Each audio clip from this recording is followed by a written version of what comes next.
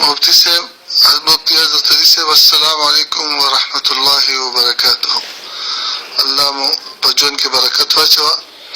यो सवाल ने जमंगा چې په مسجد کې کسان ناشي او یو کس مسجد ته دننه راغی،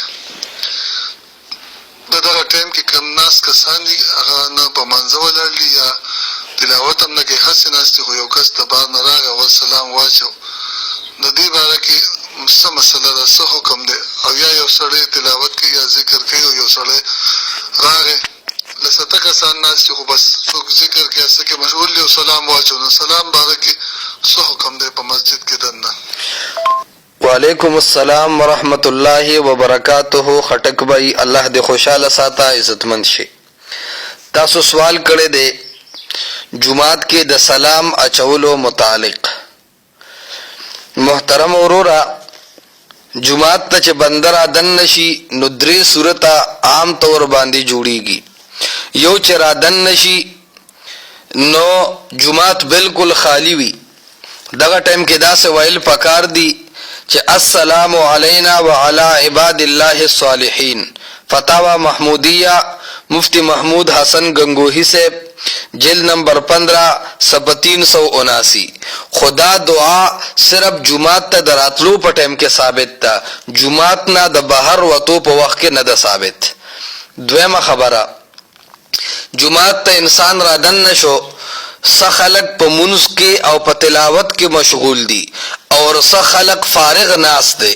دا دویم صورت دی.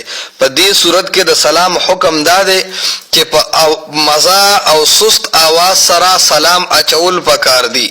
داسې سلام چې مثال السلام علینا من ربنا وعلى عباد الله الصالحین، یا اغیته متوجه کېدل چې السلام علیکم ورحمت الله وبرکاتہ.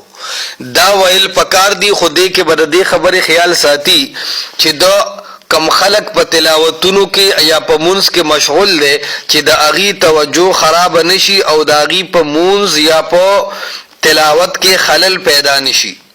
دریم صورت دا ده چې کله انسان جمعات ترادن نشو دو قتل نو ټول خلق یا خو په تلاوت کې مشغول دي یا خلق نوافل او تولاړ ده یا خپل منځونه کوي سنت وغیرہ.